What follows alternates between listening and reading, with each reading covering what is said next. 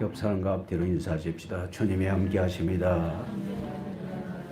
함께 하시는 주께서 우리 모두에게 크신 은혜 부어 주실 줄 믿습니다. 영원히 기억해야 할 예수님. 우리가 성경을 보면 항상 하나님이 우리를 향하여 말씀하시는 것을 볼 수가 있습니다.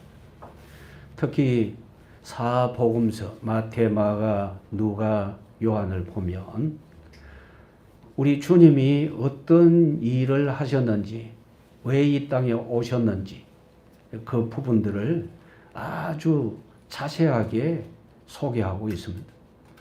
그래서 여러분들은 복음서를 볼 때마다 예수님이 어떤 분인지 분명하게 보여지고 또 여러분의 마음속에 영접한 예수님이 더욱더 여러분에게서 위대해지기를 원합니다. 영원히 기억해야 된다 할 때는 어떤 충격적인 그 사건을 만나게 되면 잊혀지지 않는 그런 사건이 됐죠. 역사적으로도 보면 어떤 큰 사건이 벌어졌을 때는 온 나라 사람들이 그 사건을 잊지 않고 기억을 하게 됩니다. 세계적으로 큰 사건이 벌어졌다. 그러면 온 세상 사람들이 그것을 다 기억하게 될 겁니다. 지금 지구상의 모든 사람들에게 큰 피해를 입히고 있는 바이러스가 있잖아요. 아마 사람들은 잘 잊지를 못할 겁니다. 그런데 참 이상하게도 그 바이러스보다도 더 어마어마하게 영향을 주신 예수님에 대해서 사람들이 바르게 기억하지 못하고 엉뚱하게 기억하고 엉뚱한 길로 가는 그런 모습들을 많이 보게 됩니다. 사람들은 영웅을 잘 기억합니다. 그리고 그 어릴 때에 어떤 일을 했다. 그런 것도 찾아내어 기억하려고 합니다. 나를 위하여 십자가에서 대속하신 예수님, 나를 위하여 3일 만에 다시 살아나셨고 지금 성령으로 역사하고 계시는 우리 구세주 예수님에 대해서는 깊이 알려는 의도들이 너무 적습니다. 이제 우리는 하나님께서 우리에게 주신 이 말씀을 통해서 예수님을 왜 깊이 생각해야 되는지, 왜 기억해야 되는지 이 부분들을 분명하게 알고 예수님 안에서 우리 주님이 주신 말씀을 따라 온전한 믿음 생활이 꼭 이루어질 수 있기를 원합니다. 하나님이 우리를 구원하시려고 사람의 몸을 입고 이 땅에 오셨습니다. 그분이 예수님이죠. 요한복음 1장 29절에 보면 세례 요한이 이렇게 자기 백성을 구원하기 위하여 오신 예수님을 가리켜서 보라 세상 죄를 지고 가는 하나님의 어린 양이로다 그랬어요. 세상 죄를 지고 가는 하나님의 어린 양. 예수님을 향하여 그렇게 사람들에게 소개를 했습니다. 우리 주님은 유월절 어린 양이 되셨습니다. 왜 하필 유월절이라는 이 말을 하게 되느냐? 여러분 성경을 보셔서 이미 아시지 않습니까? 출애굽기 12장 1절부터 51절 말씀에 보면 하나님께서 자기 백성을 애굽에서 이끌어내시려고 큰 일을 행하셨습니다. 출애굽기 6장부터 보면 계속해서 하나님이 애굽을 큰 재앙으로 치십니다. 내 백성 내 나라. 내 나라. 계속해서 하나님께서 애굽 왕 바로에게 애굽 사람들에게 재앙을 내리시면서 내 나라 그렇게 하십니다. 그럼에도 불구하고 그들은 계속해서 거부하죠. 그래서 하나님께서 큰 일을 준비하셨어요. 그 큰 일은 애굽 왕의 장자로부터 시작해서 애굽인들의 모든 여종의 장자까지 심지어 가축에 먼저 난 것까지 다 죽이시겠다고 말씀하셨습니다. 그리고 죽지 않는 비밀을 모세와 이스라엘 백성에게 알려주셨는데 그것이 바로 흠없는 1년 된 양을, 흠없는 1년 된 양을 그 날을 정해서 그 날에 잡으라고 하셨어요. 그리고 그 피를 받아서 문설주와 문 인방에 뿌려라. 그러면 하나님의 사자가 피 있는 집은 넘어가고 피 없는 집은 거기에 있는 모든 처음 난 것, 장자 내가 다 죽이겠다 그러셨어요. 말씀하신 대로 그렇게 하셨어요. 그날이 6월절입니다. 6월이라는 말은 넘어간다는 말입니다. 피 있는 집은 다 넘어갔어요. 피 있는 집을 넘어갔다는 것은 피가 있다는 것은 죽었다는 말이잖아요. 죽었으니까 들어갈 필요가 없는 거죠. 무엇이 죽었느냐? 어린 양이 대신 죽었습니다. 우리 하나님께서 아담의 타락을 멸망을 아시고 찾아오셔서 하신 말씀이 있습니다. 여자의 후손이 너를 구원하게 된다고요. 그리고 여자의 후손을 약속하셨죠. 약속하신 대로 하나님께서는 계속해서 구원은 이런 것이다 라고 보여주셨어요. 구약시대의 전체를 통해서 계속해서 보여주셨어요. 이스라엘 백성들은 계속해서 그것을 보면서도 한 가지 놓친 것이 있어요. 우리는 아브라함의 자손이다. 여기까지는 알아요. 아브라함의 자손이 되는 것은 하나님의 언약의 피로 되는 것인데 그 부분을 놓쳐버렸어요. 대속하신 하나님의 크신 은혜에 대해서 기억할 줄 몰랐습니다. 그냥 단순한 행사로서만 생각을 했어요. 양을 잡고 피를 바르고 그 양고기를 구워 먹고 선나물과 함께 먹고 무교병을 먹고 그 날을 기념하는 그것으로 끝내버리고 말았어요. 그들은 의미를 모르고 그냥 단순하게 그것만 생각을 했어요. 우리는 아브라함의 후손이다. 더 나아가서 하나님께서 우리에게 큰 은혜를 베풀어 주셨기 때문에 우리는 이렇게 구원받은 백성이 됐다. 이 부분은 기억할 줄을 몰랐어요. 지금도 예수님을 믿는다고 하는 많은 사람들이 나는 예수님 때문에 구원받았다. 이 부분은 참 약해요. 예수님 때문에 구원받았으므로 이 부분이 아주 강해야 되는데 이 은혜가 내 속에서 가장 커야 되는데 이 부분이 약해요. 약하다 보니까 신앙생활도 잘 안 돼요. 신앙생활이라는 것은 구원받은 백성이 우리 주님이 주신 말씀대로 살면서 천국까지 들어가는 삶을 신앙생활이라 그랬죠. 여러분들은 이 생활을 정말 잘 할 수 있기를 원합니다. 왜냐? 우리는 은혜 받은 사람입니다. 하나님께서 우리에게 은혜를 주시면서 너는 존귀한 백성이다 그러셨거든요. 존귀한 여러분들은 정말 존귀한 삶을 주의 말씀을 따라서 살 수 있기를 원합니다. 우리 주님이 6월절 양 되셨다는 말씀은 내가 대속하기 위하여 이 땅에 왔다. 그걸 보여주시는 것입니다. 여러분들 이 말씀을 잘 보고 들으면서 믿음이 분명하게 생겨나고 우리 주님을 더 가까이 하는 복된 여러분들이 꼭 되시기를 주님의 이름으로 축원합니다. 12절 말씀을 보면 우리 주님이 이제 제자들에게 6월절을 준비하게 하시는데 제자들이 먼저 물었어요. 무교절의 첫날 곧 6월절 양 잡는 날에 제자들이 예수께 여짜오되 우리가 어디로 가서 선생님께서 6월절 음식을 잡수시기에 준비하기를 원하시나이까 하고 물었어요. 그랬더니 우리 주님이 그래 이렇게 해라 라고 말씀을 하셨습니다. 그래서 여러분들이 이런 내용들을 보실 때에 우리 주님은 6월절 양으로서 백성들을 위하여 자신을 희생시키시려고 순순히 이 길로 가시는구나. 그것을 볼 수 있어야 되겠습니다. 성경을 볼 때마다 예수님이 나를 위하여 어떤 일을 하셨는가? 이 부분들이 꼭 보여져야 됩니다. 그리고 보여지면서 여러분들은 감사함으로 받아들이고 믿어야 됩니다. 그렇게 되어지기를 원합니다. 우리 주님이 제자들이 질문할 때 그래 이렇게 준비해라 하고 유월절을 준비하게 하시는데 13절부터 16절까지 이 말씀에 보면 준비가 되어집니다. 자 보십시오. 16절 같이 읽습니다.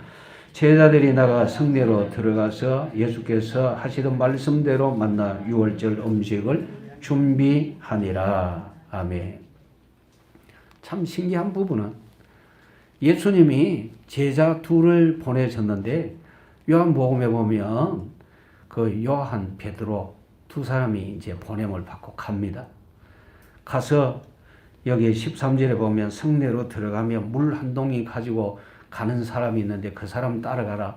그 사람이 어떤 집에 들어가면 어떤 집에 들어가든지 그냥 들어가라. 그리고 그 집 주인을 만나거들랑 이렇게 말해라. 선생님의 말씀이 내가 내 제자들과 함께 유월절 음식을 먹을 나의 객실이 어디 있느냐 하시더라 하라. 14절 마지막에 나오죠. 여기 이 말씀을 여러분 잘 보십시오. 예수님이 하시는 말씀입니다. 내가 내 제자들과 함께 유월절 음식을 먹을 그 다음에 말씀이 뭡니까? 나의 객실이라 그러셨어요. 나의 객실이라고 말씀하셨어요. 네 방 내게 좀 빌려달라 이 말씀이 아니죠. 나의 객실이라고 말씀하십니다. 어디 있느냐? 그렇게 말씀하십니다 했더니 그 사람이 아무 다른 말 하지 않고 여기에 준비된 방이 있습니다 하고 그 방을 얘기를 하는 겁니다. 그래서 제자들이 준비를 하죠. 그래서 여러분들이 이런 말씀을 볼 때에 생각되어져야 할 부분이 있어요. 예수님은 하나님이시구나. 예수님은 나의 구세주 틀림없구나. 나의 객실 이렇게 말씀하셨다는 것은 두 제자가 우리 선생님은 어떤 분이시지? 이렇게 생각할 수 있는 부분이에요. 그 사람에게 가서 방을 하나 빌려라 이런 말씀이 아니죠. 나의 객실이 어디 있느냐. 그렇게 말씀하십니다. 그리고 그 말씀대로 그 집 주인에게 얘기를 했더니 여기라고 얘기하면서 큰 방을, 다락방을 보여주는 겁니다. 정말 여러분 이거 놀랍지 않습니까? 하나님이 하시는 이 모든 일들은 말 그대로 놀라운 것밖에 없습니다. 창세기 22장 8절 말씀에 보면 이런 내용이 나옵니다. 이삭이 아버지와 함께 모리아산에 제사하러 올라갑니다. 자기 등에는 장작이 이렇게 짊어져 있습니다. 아버지는 한 손에 횃불을 들고 있습니다. 그런데 하나 없어요. 없는 게 뭐냐? 하나님 앞에 번제할 양이 없는 거예요. 그래서 아들이 묻습니다. 아버지, 불과 나무는 있는데 번제로 드릴 양은 어디 있습니까? 그때 아브라함이 하던 말이 있어요. 그 말이 어떤 말이냐면 여호와께서 자기를 위하여 친히 준비하시리라. 여호와께서 자기를 위하여 친히 준비하시리라. 네가 죽게 된다 그 얘기를 안 했어요. 여호와께서 자기를 위하여 친히 준비하시리라. 그래요. 우리 주님이 이 부분에 대해서 지금 나의 객실이 어디 있느냐 하시는 이 말씀 속에서 이런 부분들을 생각하게 하십니다. 하나님이 준비하셨어요. 왜 준비하셨습니까? 자기 백성을 그들의 죄에서 구원하시려고. 우리는 주님이 행하신 그 일로 말미암아 믿음으로 구원을 받았습니다. 우리는 이렇게 구원받게 된 내용들을 지금 보고 있습니다. 그래서 여러분들은 6월절 어린 양 대신 예수님을 분명히 기억해야 되는데 영원히 기억해야 돼요. 세상의 다른 모든 사건들을 다 잊어버려도 이 말씀만큼은 우리의 마음속에, 우리의 머릿속에 아주 분명하게 새겨둬야만 되는 겁니다. 왜요? 나를 대속하셨으니까요. 나는 생각도 하기 전에, 나는 내 형편이 어떤지 그 모습도 알기도 전에 주께서 나를 위하여 이렇게 대속 제물이 되신 겁니다. 어떤 면에서 보면 제자들이 먼저 질문한 것 같은데 아니요. 우리 주님이 미리 다 준비해 놓고 계셨습니다. 제자들 입장에서는 굉장히 신기할 겁니다. 왜냐하면 이때까지 선생님과 계속 같이 있었거든요. 언제 예수님이 나가서 이 집 주인을 만나가지고 내가 언제 이렇게 할 테니까 내 제자를 보낼 테니까 이렇게 준비해라 하신 적이 없잖아요. 그런데 우리 주님은 제자들에게 이런 말씀을 하셨고 제자들은 나가서 이렇게 준비를 했습니다. 예수님을 생각하지 않을 수가 없는 거죠. 그래요. 여러분들은 말씀을 볼 때마다 예수님을 깊이 생각할 수 있기를 원합니다. 히브리서 3장 1절 말씀에도 분명히 기록되어져 있습니다. 우리 믿는 도리의 사도시며 대제사장이신 예수님을 깊이 생각하라. 그래요. 예수님을 깊이 생각하면서 늘 감사하고 찬양하는 복된 믿음의 사람들이 다 되시기를 원합니다. 두 번째입니다. 우리 주님은 배반하는 제자도 사랑하셨습니다. 우리가 기억해야 될 것은 어린 양 대신 희생 제물 되신 예수님을 기억해야 되겠고, 왜냐? 나를 위하여 대속하셨으니까. 또 다시 하나 더 기억해야 될 것은 배반자도 사랑하시더라. 배반자도 사랑하시더라. 이 부분을 우리가 기억해야 돼요. 17절 보십시오. 점을 매 그 12를 데리시고 가서 12 중에 하나 빠진 사람이 있습니까? 없죠. 12명 다 데리고 가십니다. 우리 주님은 가룟 유다에 의하여 팔릴 것도 다 알고 계셨어요. 18절 말씀 보십시오. 같이 읽습니다.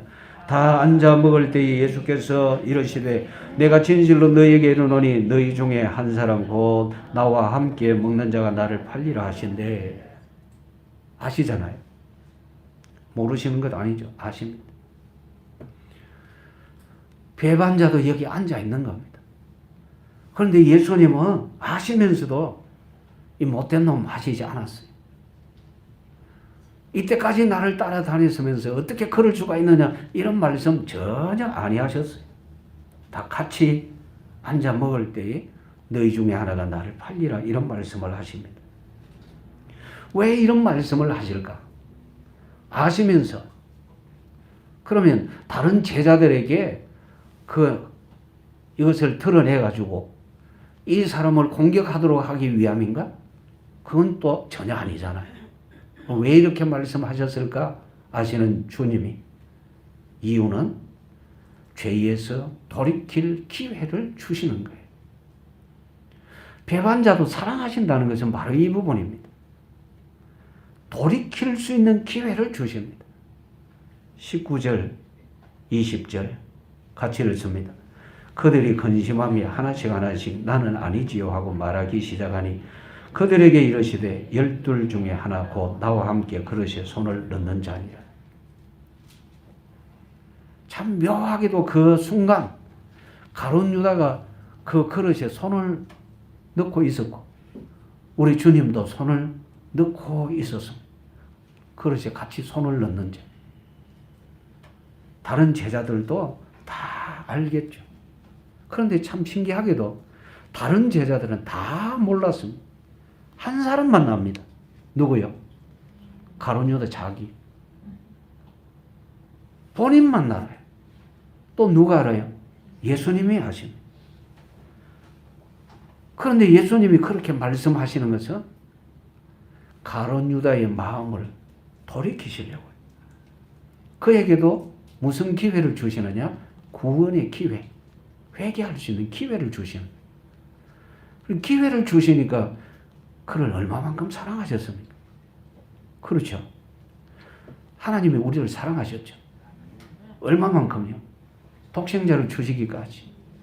그렇죠. 그러면 이전에 우리가 하나님을 알았습니까? 몰랐잖아요. 전혀 몰랐잖아요. 우리는 그냥 멸망종에 있었어요. 그런데 하나님은 우리를 사랑하셔서 독생자를 보내셨습니다. 우리에게 구원의 기회를 주셨고 우리는 은혜로 그 기회를 얻어서 회개하고 예수님을 구주로 영접하여 하나님의 자녀가 되었습니다. 우리는 이런 큰 복을 받았습니다. 우리가 분명히 알아야 할 것이 있어요.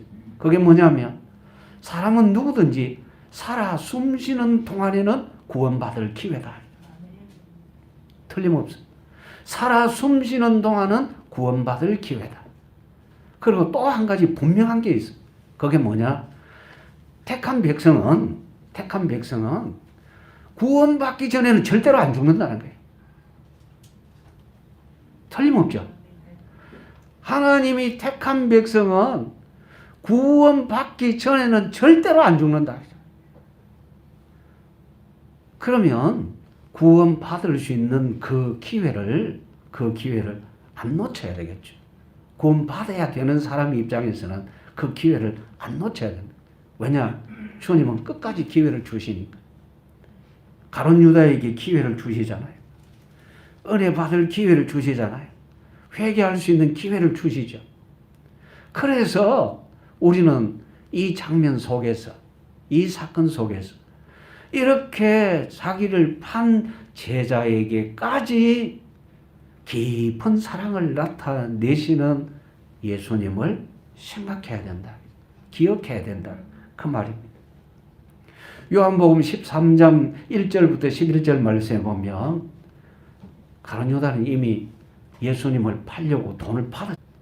그런데 제자들을 하나씩 이제 발을 씻겨주십니다.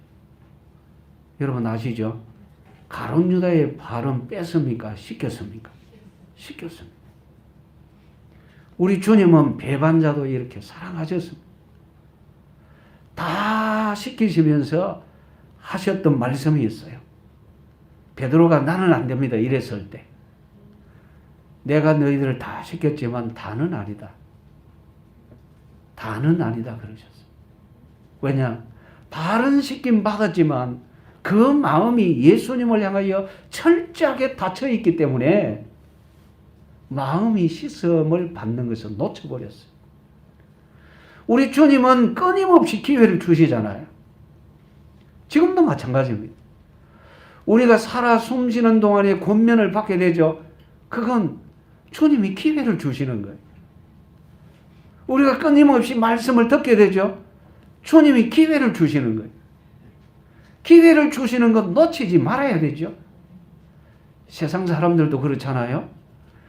세상 속에서 돈 벌 수 있는 기회가 일생 동안 이렇게 몇 번 있대요. 그 큰 돈을 벌 수 있는 기회가 모든 사람에게 다 있대요. 그런데 대부분 큰 돈을 벌 수 있는 기회를 놓친대요. 큰 돈을 버는 사람은 소수에 불과하대요. 참 희한하죠. 그럼 왜 기회를 다 놓쳤을까?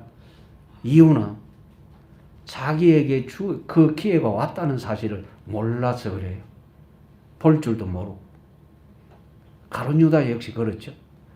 자기에게 구원의 기회가 주어졌어요. 언제부터 주어졌느냐? 예수님이 부르실 때부터. 12명 부르셨잖아요. 사도로 세우셨죠? 그때부터 기회가 주어진 거예요. 그리고 분명히 나를 부르신 예수님은 나의 구세주다 이렇게 확실하게 믿을 수 있는 증거도 여러 차례 봤는데 그 중에서 둘씩 나가서 전도할 때 귀신에게 명령하니까 귀신이 나갔어요. 병자에게 손을 얹고 기도하니까 병자가 고침을 받았어요. 기회였어요.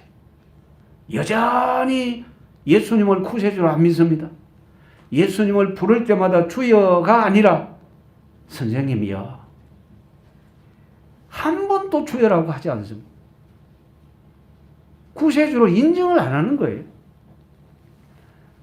조금 뛰어난 선생님, 바리새인 중에 많은 선생보다도 조금 더 뛰어난 선생님, 내가 이분 곁에 있으면 내가 세상적으로 굉장히 출세하겠다, 그것만 생각하는 사람. 여러분, 기회를 잃어버리는 이유가 어디에 있는지 가룟 유다를 보면서 생각해 보십시오. 예수님이 주시는 그 은혜에 관심을 갖지 않고 자기 욕심에만 관심이 있습니다. 어떻게 하면 내가 여기에서 출세할 것이냐? 어떻게 하면 내가 여기에서 돈벌이를 제대로 할 것이냐? 예수님께 향유 붓는 그 여자를 향하여 비난했죠. 이유가 뭡니까? 돈 훔쳐가려고. 목적이 어디였느냐? 돈 훔쳐가는 그게 자기의 목적이었어요. 그럼 기회를 잃어버려요. 하나님은 우리에게 한량없는 사랑의 은혜를 베풀어 주시지만 그 은혜를 깨닫지 못하는 가장 큰 이유는 내 생각이 다른 곳에 있으면 하나도 얻지를 못하게 됩니다. 생각이 다른 곳에 있으면 안 되죠. 우리 주님은 기회를 주셨고 발도시켜 주셨지 않습니까? 그랬으면 주님은 나를 이렇게까지 사랑하시는데 라고 한 번이라도 생각해 봐야 되는데 그런 생각을 전혀 하지를 못합니다. 그리고 특별히 우리가 꼭 알아야 될 내용이 있습니다. 그게 뭐냐? 21절 보십시오. 같이 읽습니다. 인자는 자기에 대하여 기록된 대로 가거니와 인자를 파는 그 사람에게는 화가 있으리로다. 그 사람은 차라리 나지 아니하였더라면 자기에게 좋을 뻔하였느니라 하시니라. 앞부분에 있는 말씀 잘 보십시오. 21절 앞부분.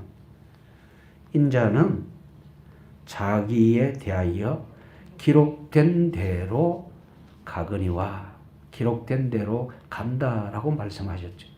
자, 그러니까 가끔 그런 말을 듣게 되잖아요. 가룟 유다의 공로가 대단하다. 왜냐? 가룟 유다가 안 팔았으면 예수님은 어떻게 십자가에 못 박혔겠느냐. 정말 바보 같은 소리입니다. 자, 21절 우리 주께서 답을 주셨어요. 뭐라고 되어져 있습니까? 기록된 대로, 자기에게 기록된 대로 가거니와. 우리 주님에 대하여 기록된 말씀이 창세기 3장 15절. 생각나십니까? 창세기 22장 17절 18절 말씀. 아브라함이 이삭을 하나님 앞에 번제로 드린다고 드렸을 때에 하나님께서 아브라함을 말리시면서 하셨던 말씀이 바로 그겁니다. 천하 만민이 내 씨로 말미암아 복을 받으리라. 내 씨가 내 대적의 문을 얻으리라. 기록되어져 있어요. 우리 주님이 그 말씀을 하십니다. 이제 6월절 대한 내용도 여러분 들으셨잖아요. 애굽에서 흠없는 양의 피를 문설주 문 임방에 뿌렸을 때에 피 있는 집은 다 구원받았어요. 우리 주님을 향하여 기록되어진 말씀입니다. 세례 요한도 분명히 말하기를 보라 세상 죄를 지고 가는 하나님의 어린 양이로다. 이사야 선지자는 하나님의 성령에 감동되어져서 하는 말, 이사야 53장 6절에 우리 무리의 죄악을 그에게 담당시키셨다. 그런데 가룟 유다에게 공로가 있다고요? 바보 같은 소리지. 인자는 기록된 대로 간다. 우리 주님이 나는 기록된 대로 가지만 나를 파는 자에게 화가 있다. 이 말씀은 유다야, 하필이면 네가 왜 여기 끼어드느냐? 욕심 부리지 않아도 될 일에 네가 왜 끼어드느냐? 그 말씀이에요. 우리 주님은 이미 자기를 내어주셨어요. 그런데 가룟 유다가 너무너무 욕심이 많아가지고, 무슨 욕심이요? 돈에 대한 욕심. 그것 때문에 구세주를 구세주로 보지도 못하고 믿지도 못하고 구원받지도 못하고 회개할 기회 놓치고 은혜의 기회 다 놓치고 재앙 속에 빠지는 영원한 실패자로 남게 되는 겁니다. 조금 가지려고 했다가 자기의 생명을 영원한 지옥으로 던지고 말았죠. 참 무서운 일이지 않습니까? 그런데 우리 주님은 이 제자까지도 사랑하셨습니다. 끝까지 사랑하셨어요. 가룟 유다가 배반해서 그게 문제지. 주님은 우리를 사랑하시는데 끝까지 사랑하십니다. 우리에게 많은 부분 잘못된 거 있잖아요. 우리가 은혜 받을 때는 주여 이렇게 하겠습니다. 주님을 기쁘시게 하는 이런 일들을 행하겠습니다. 하지만 시간이 좀 지나고 나면 금방 잊어버리고 또 연약함 그것 때문에 넘어지기도 하고, 그런데도 불구하고 주님은 우리에게 주신 은혜를 거두어 가시지 않습니다. 배반자를 사랑하셨던 그분은 여전히 오늘 우리들도 사랑하고 계십니다. 주님의 크신 그 사랑이 여러분 마음속에 분명하게 느껴질 수 있기를 원합니다. 우리 주님은 분명히 말씀하셨어요. 인자는 기록된 대로 간다. 가룟 유다에 대해서 아주 예석하게 생각하시면서 말씀하시잖아요. 뭐라고 하셨는지 잘 보십시오. 차라리 어째서면 좋을 뻔했더라? 나지 아니하였더라면 자기에게 좋을 뻔했다. 차라리 이 자리에 없었더라면. 그런데 가장 좋은 자리에서 가장 크게 저주받는 사람이 되고 말았습니다. 여러분, 아담이 타락할 때 저주의 환경에서 타락했습니까? 죄 없는 환경에서 타락했습니까? 희한하죠. 에덴 동산에서 타락했습니다. 가룟 유다가 은혜의 기회를 놓치게 된 것은 멀리 있다가 놓친 것이 아니라 예수님 곁에서 놓쳐서. 진짜 불행한 사람이죠. 여러분들은 하나님의 은혜의 말씀을 보고 들을 때마다 마음속에 분명하게 느낄 수 있기를 원합니다. 하나님이 날 사랑하시는구나. 가룟 유다를 이렇게까지 사랑하셨던 예수님이 나를 사랑하고 계시는구나. 그렇게 꼭 기억되어지기를 원합니다. 세 번째, 대속을 기억하게 하시는 예수님. 22절 같이 읽습니다. 그들이 먹을 때에 예수께서 떡을 가지사 축복하시고 떼어 제자들에게 주시며 이르시되 받으라 이것은 내 몸이니라 하시고, 떡을 가지사 축복하시고 떼어 주시면서 하신 말씀, 이것은 내 몸이니라. 누가복음 22장 19절 말씀에 보면 나를 기념하라. 나를 기념하라. 나를 기념하라 그러셨어요. 기념은요, 여러분 기념할 때 보면 비석에 새기는 경우도 있습니다. 돌에다가, 그렇죠? 예. 우리는 어디에 새겨야 되느냐? 우리 마음에 새겨야 돼요. 주님이 떡을 떼 주시면서 하시는 말씀, 이것은 내 몸이다. 내 몸이다. 대속하실 것을 가르쳐 주신 말씀. 유월절 양으로 희생되시는 예수님이 그 사실을 기억하게 하죠. 유월절 양을 먹을 때는 불에 구워서 먹습니다. 그 양 고기를요. 그리고 하나도 남기면 안 된다 그랬어요. 적정한 숫자의 사람들이 그 양 고기를 다 먹어야 될 것을 말씀하셨어요. 그러니까 우리 주께서 우리에게 나타내신 은혜가 어떤 것인지 분명하게 알아야 된다는 거예요. 어설프게 그냥 스쳐가는 것으로 그렇게 하지 말라는 거예요. 내 몸이니라 하셨어요. 여러분 마음속에 확실하게 기록되기를 원합니다. 고린도전서 10장 3절부터 4절 말씀을 보면 신령한 식물, 신령한 음료 그랬어요. 우리 주님이 우리 위하여 흘리신 이 피에 대하여 그리고 찢으신 그 살에 대하여 하신 말씀. 신령한 식물, 신령한 음료. 특히 이스라엘 백성이 애굽에서 나올 때에 애굽에서 나왔을 때에 하나님께서 그들에게 물을 주셨죠. 반석을 쪼개서 물을 주셨어요. 그리고 양식이 없을 때 만나를 주셨어요. 그 모두 다 신령한 음료, 신령한 양식. 그것을 가리켜서 반석에서 나온 물에 대해서는 반석은 곧 그리스도다 그랬어요. 예수님을 가리켜서 그렇게 알게 하신 내용이었어요. 그래서 우리들도 이런 사실들을 잘 기억해야만 되겠습니다. 우리 주님이 기억하라고 말씀하셨으니까. 또 말씀 봅니다.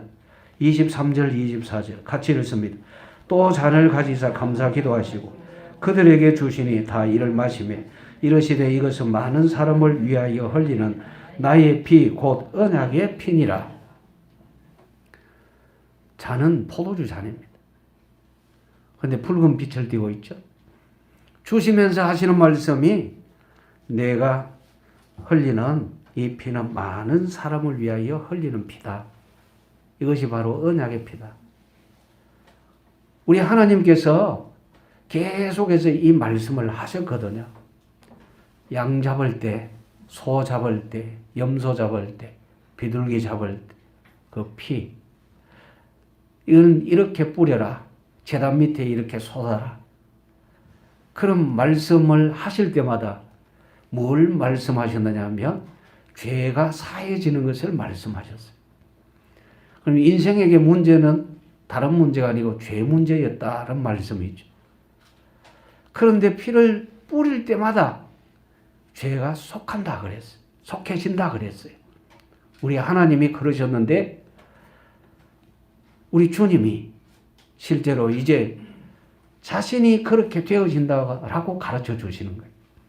그래서 이걸 기억하라고 하십니다. 떡을 받아 먹으면서 잔을 마시면서 이것을 마음속에 새길 것을 말씀을 하셨어요. 여러분들이 우리 주님 앞에서 얻은 은혜의 비밀은 절대로 놓치지 않기를 원합니다. 마귀가 계속해서 공격하는 부분은 뭐냐면 우리의 생각이 은혜라는 것에서 지워지도록 우리 주님이 나를 위하여 무슨 일을 하셨느냐 이 부분을 생각 못하게 합니다. 다른 일에는요 굉장히 열심입니다.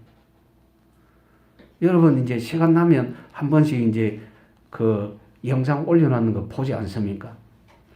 저도 이렇게 보게 되는데 제가 전한 그 말씀을 들으려고 보는 것보다도 다른 교회들을 그걸 통해서 보게 됩니다. 그리고 또 사람들이 주로 무엇에 관심이 있는지 그것을 또 보게 됩니다. 보니까요 참 놀라워요. 저는 여러분들에게 끊임없이 예수님 얘기하잖아요. 구원 얘기하죠. 확신 가져야 된다고 은혜의 삶을 살아야 된다고 얘기하잖아요. 계속 반복해서 얘기하죠.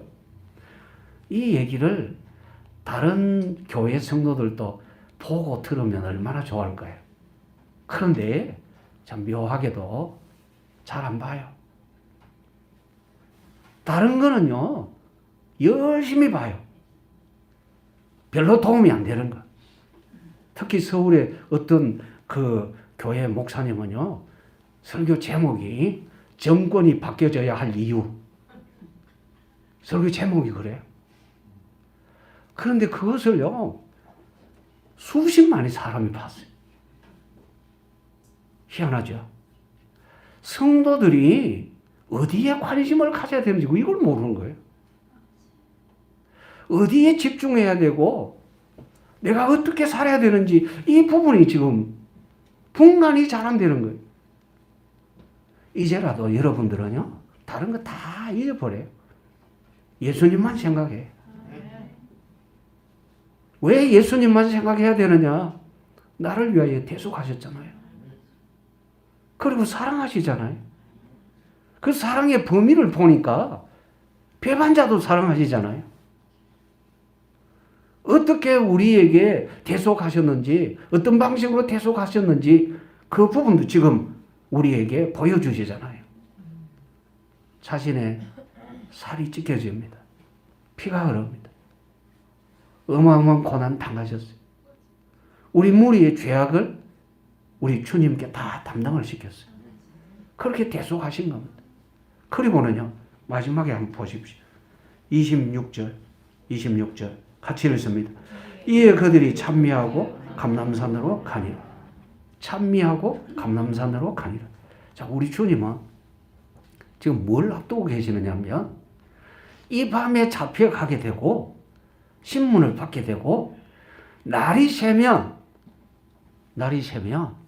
밝은 이제 그 시간이 정오쯤 되죠.